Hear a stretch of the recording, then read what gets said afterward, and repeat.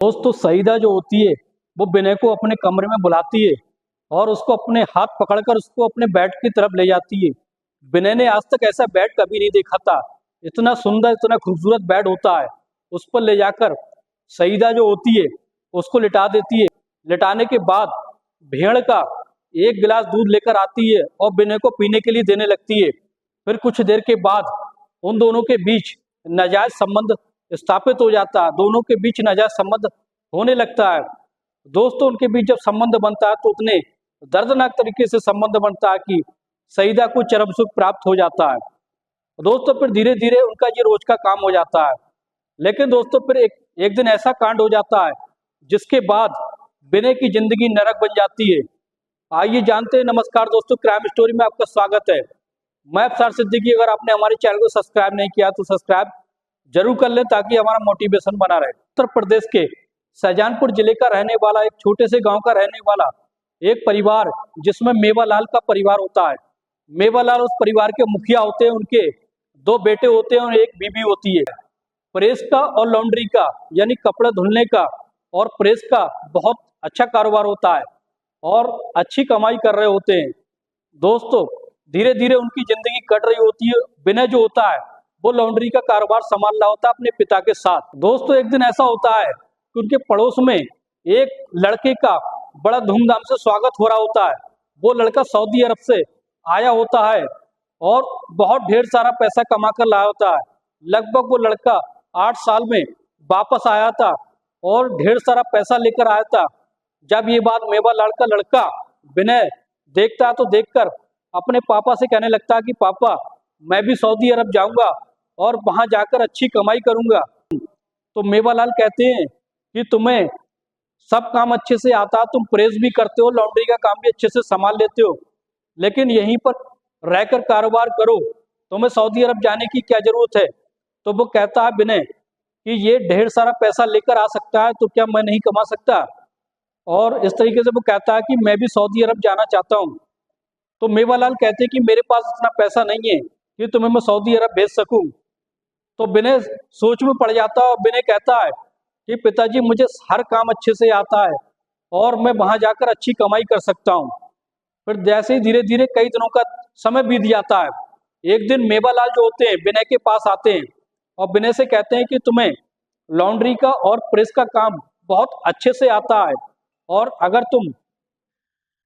तुम सऊदी अरब में इसी काम के लिए जाओगे तो तुम्हें अच्छी तनख्वाह मिल सकती है और मैंने तुम्हारा पैसे का इंतजाम कर दिया है। जब ये बात विनय सुनता है तो अपने पिता का शुक्रिया कहने लगता है और कहता वो शुक्रिया कहकर फिर वो एजेंट की तलाश में जुड़ जाता है। एजेंट जो होता है सऊदी अरब भेजने वाला जो एजेंट होता है वो उसी के मोहल्ले पड़ोस का होता है। फिर उससे वो बातचीत करता है और कहता है कि मुझे ये काम आता है। तो वो एजेंट कहता है तो तुम तो बहुत अच्छा पैसा कमा सकते हो और इस तरीके से जो लॉन्ड्री के प्रेस का काम जानते हैं उनके लिए बहुत ज्यादा नौकरियां निकलती हैं और अच्छी तनख्वाह पर तुम जा सकते हो। अब कुछ दिन के बाद दोस्तों वो एजेंट कुछ दिन के बाद विनय को सऊदी अरब के ओमान शहर में भेज देता है। जैसे ही विनय ओमान शहर में पहुंचता है तो उसका एक एजेंट होता है जो वहां पर उसको रिसीव करने एयरपोर्ट पर आता है और रिसीव करने के बाद उसको उस शेख के पास ले जाता है जहां पर उसकी नौकरी लगी थी। दोस्तों उस शेख से मिलाता है और शेख से कहता है कि ये तुम्हारे मालिक हैं और तुम्हें ही इनके यहाँ काम करना है। दोस्तों वो शेख जो होता है उसका बहुत अच्छा कारोबार होता है। पिस्ता बादाम यानी काजू बादाम का उसका बहुत ही अच्छा बहुत बड़ा कारोबार होता है। शेख जो होता है बहुत पैसे वाला होता है। उसकी 2 बीबियां होती हैं और 4 लड़कियां होती हैं। 4 लड़कियों में सबसे बड़ी लड़की का नाम सईदा होता है। सईदा दिखने बारने में बेहद खूबसूरत होती है और इस तरीके से विनय जो होता है विनय ने सऊदी अरब के कानून के बारे में पहले से ही जान लिया होता है और इसलिए वो सर उठाकर भी उनकी लड़कियों को मालिक की बीवी और लड़कियों को नहीं देखता है। को ये डर था कि अगर यहाँ कोई गलत काम होता है तो उसकी सजा सिर्फ मौत है और इसलिए वो सर उठाकर सईदा की तरफ नहीं देखता है। अब धीरे धीरे दोस्तों कुछ दिनों का समय बीत जाता है। एक दिन विनय जो होता है शाम के समय कसरत करने के लिए अपने कमरे से बाहर निकलता है तो सईदा जो होती है उस शेख की लड़की सईदा उसको घूरने लगती है और काफी देर तक घूरती रहती है।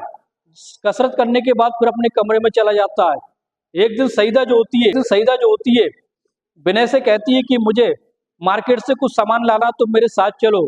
तो विनय जो होता है सईदा के साथ जाने लगता है, लेकिन घर वाले शेख के घर वाले ये समझते हैं कि ये सिर्फ जरूरत के सामान के लिए जो नौकर रखा, उस नौकर को सिर्फ सामान लेने के लिए वो साथ ले जाती है, लेकिन सईदा का मकसद कुछ और था। रास्ते में विनय से वो कहती है कि तुम मुझे बहुत अच्छे लगते हो और मैं तुम्हें चाहने पसंद करती हूँ, तुम्हें चाहती हूँ।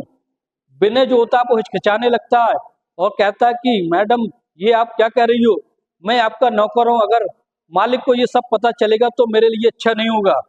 फिर क्या सईदा जो है वो हंसने लगती है, वो कहती है कि तुम डरते बहुत हो, ऐसी डरने वाली कोई बात नहीं है, तुम मेरे साथ चलो। और मार्केट में चलकर वो शॉपिंग करती है, कुछ सामान खरीदती है, साथ में दोनों नाश्ता करते हैं। नाश्ता करने के बाद फिर वापसी घर पर आ जाते हैं। एक दिन ऐसा कांड हो जाता है जिसे सुनकर आपके पैरों की तले की जमीन खिसक जाएगी।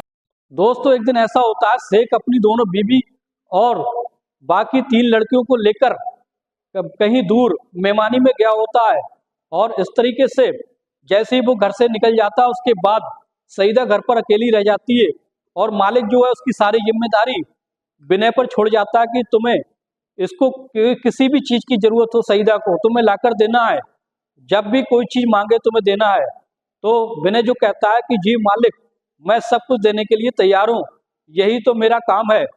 अब इस तरीके से जैसे ही वो चला जाता है, रात का समय आता है, सईदा जो होती है उसके पास आती है, आके बैठ जाती है। उसके बाद विनय से छेड़खानी करने लगती है और कहती है कि तुम मुझे बहुत अच्छे लगते हो और मैं तुम्हें चाहने लगी हूँ। दोस्तों, फिर जो सईदा जो होती है विनय के पास जाती है, विनय से कहती है कि तुम डरते बहुत हो, इसमें डरने वाली क्या बात है। वो नाश्ता का इंतजाम करती है, और नाश्ता जब हो जाता है, नाश्ता होने के बाद जैसे ही रात का समय हो जाता है, तो सईदा जो होती है उसको अपने कमरे में ले जाती है। ले जाने के बाद उसको बेड पर लिटा देती है, लेकिन विनय की समझ में कुछ नहीं आ रहा होता कि आखिर ये करने क्या वाली है।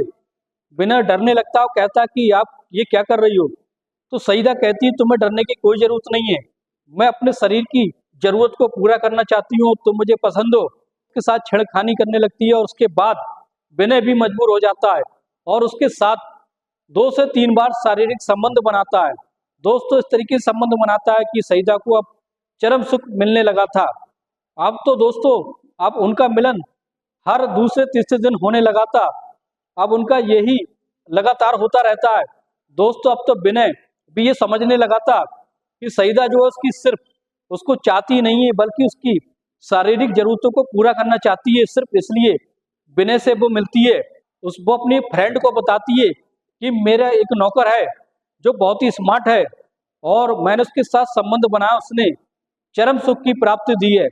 अब ये बात उसकी फ्रेंड को पता चलता है, तो कहती है कि तुम विनय को लेकर एक दिन मेरे कमरे पर आओ। दोस्तों, फिर एक दिन सईदा जो होती है विनय को लेकर उसके कमरे पर पहुंचती है। पहुंचने के बाद उसकी फ्रेंड जो होती है, फ्रेंड उसको देखकर पसंद कर लेती है और कहती है कि तुम्हें भी मेरे साथ वही काम करना है जो तुम सईदा के साथ करते हो। लेकिन विनय बहुत डरने लगता है और कहता है कि मैं इस काम के लिए नहीं आता, जो इस काम में तुमने मुझे फंसा दिया, मैं ये काम नहीं करना चाहता हूँ। फिर क्या होता है, उसकी फ्रेंड जो होती है वो उसको डरा देती है, अगर तुम नहीं मानोगे तो मालिक से कहकर तुम्हें जेल में भिजवा दूंगी। फिर विनय जो डर जाता है, फिर उसके साथ भी बारी बारी से कई बार संबंध बनाता है। दोस्तों, फिर उन दोनों के साथ वो संबंध बनाता बनाता रहता है काफी दिन तक। जब वो इस काम से विनय ऊब जाता है, ऊबने के बाद 2 साल का समय हो जाता है। 2 साल के बाद वो अपने घर वापस आने के बारे में सोचने लगता है और जंजाल से पीछा छुड़ाना चाहता है। एक दिन वो अपने मालिक के ज्यादा परेशान हो जाता है, अपने मालिक के पैरों में जाकर गिर जाता है और कहता है, मालिक, मेरे घर पे एक मौत हो गई है, मुझे इसको देखने के लिए जाना है और मुझे अर्जेंट यहाँ से निकलना है, मेरा हिसाब कर दो। तो मालिक कहते हैं, कोई बात नहीं, अगर तुम्हें जाना है, अर्जेंट जाना है, तो मैं तुम्हारा हिसाब कर देता हूँ और तुम्हारी टिकट करा देता हूँ। इस तरीके से मालिक जो अच्छा था, उसने टिकट करा दी और उसको तुरंत विनय को वहाँ इंडिया वापस भेज दिया। विनय जैसे इंडिया में वापस आता है, आने के बाद अपने पिता मेवालाल से गले मिलकर रोने लगता है और अपने परिवार को अपने दिल का हाल बताने लगता है और कहता है कि मैं इस तरीके से वहाँ पर फंस गया था, अगर मैं नहीं आता तो मेरी ज़िंदगी तबाह हो जाती। अब मैं दोबारा कभी ज़िंदगी में सऊदी अरब का नाम भी नहीं लूँगा। और इस तरीके से उसके पिता कहते हैं कोई बात नहीं बेटा, अपना ये जो कारोबार है यही अच्छा है, तुम यहीं रहकर अपना कारोबार करते रहना। दोस्तों अब विनय जो है अपने पिता के साथ लॉन्ड्री और प्रेस का काम अच्छे से करता है, उसी काम में संतुष्ट रहने लगा है। दोस्तों ये कहानी कैसी लगी कमेंट बॉक्स में जरूर बताएं। दोस्तों इस कहानी को सुनाने का मकसद किसी की भावना को ठेस पहुंचाना नहीं बल्कि सच्ची घटनाओं को आपके सामने लाना होता है।